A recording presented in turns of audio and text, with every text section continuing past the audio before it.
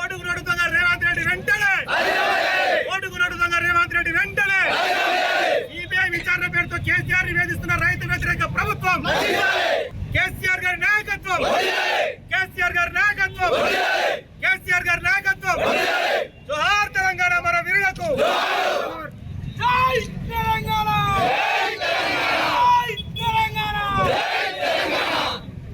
జై తెలంగాణ కేసీఆర్ గారి నాయకత్వం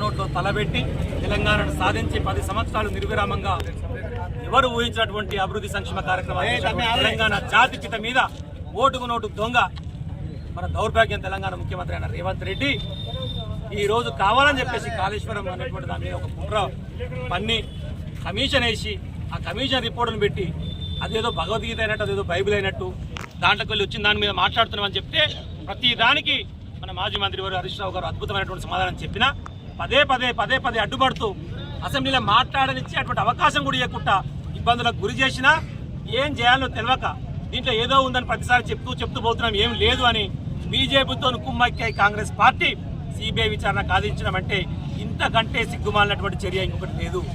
వాడు ఓటుకు నోటు దొంగ కాబట్టి ఎట్టి పరిస్థితుల్లో నన్ను జైల్లో పెట్టినటువంటి వాళ్ళని నేను కూడా జైలు పంపాలనేటువంటి ఒక కుట్రతోని వ్యవహరిస్తున్నాడు, కక్షాపూరితమైనటువంటి రాజకీయ కక్ష సాధిస్తున్నాడు తప్పితే రైతుల కోసం పనిచేసినటువంటి కేసీఆర్ మీద విచారణ అంటే తెలంగాణ రైతాంగాన్ని అవమానించినట్టే.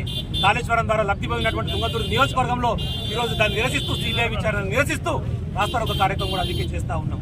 దయచేసి రైతాంగం కూడా గమనించాలి, తెలంగాణ ప్రజలు గమనించాలి. రైతుల కోసం తెలంగాణ కోసం పనిచేసేటువంటి నాయకుల పట్ల ఇలా వ్యవహరిస్తూ ఉన్నారంటేనే వీడు తెలంగాణ ద్రోహి, తెలంగాణ ఉద్యమంలో కలిసి రాలేదు, సమైక్యాంధ్ర వాళ్ళ సంకన చేరిండు, తెలంగాణ వచ్చి నిరోలైతున్న తెలంగాణ ముఖ్యమంత్రి అయినా ఏ ఒక్కనాడు జరే తెలంగాణ అని చెప్పేసి ఈ రోజు వరకు నినదించినటువంటి గంగ ఈ రోజు కావాలని చెప్పేసి తెలంగాణ మీద కుట్ర చేస్తూ ఉన్నాడు. ఈ చంద్రబాబు డైరెక్షన్ లో అటు బీజేపీ డైరెక్షన్ లో జరుగుతున్నటువంటి కుట్ర. తస్మాత్ జాగ్రత్త, నువ్వు ఎన్ని కుట్రలు చేసినా ఎన్ని ఎంక్వైరీలు చేసినా అక్కడ ఉన్నది లేదు పీకేది లేదు, అయినా కావాలని చెప్పేసి మానసికంగా వేధించడం కోసం ప్రయత్నం చేస్తున్నాం.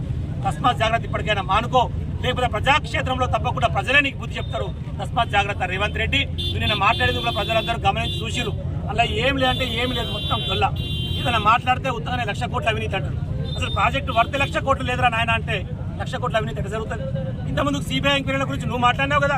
సిబిఐ మొత్తం బీజేపీ జోబులు ఉన్నటువంటి సంస్థ, బీజేపీ పార్టీకి వివరిస్తాని నీ రాహుల్ గాంధీ మాట్లాడింది కదా, నీ సోనియా గాంధీ మాట్లాడింది కదా, నీ ప్రియాంక వధేరా మాట్లాడింది కదా. వీళ్ళందరూ సిబిఐ గురించి మాట్లాడారు. మరి వాళ్ళు నువ్వు సిబిఐకి ఇస్తా అంటే అర్థమైంది? బడేబాయ్ చోటాబాయ్ సంబంధం నడుస్తుందా? బీజేపీ కాంగ్రెస్ కుమ్మక్కై కేసీఆర్ తట్టుకునేటువంటి శక్తి మీకు లేక లోపల చీకటి ఒప్పందాలు చేసుకొని ఇలాంటి కుట్రనీతి ప్రయత్నాలు చేస్తే ఎవరు కూడా ఉపేక్షించే పరిస్థితులు లేరు. ప్రజలు మీకు తప్పకుండా బుద్ధి చెప్తారు. తస్మాత్ జాగ్రత్త అని చెప్పేసి హెచ్చరిస్తా ఉన్నాం. జై తెలంగాణ.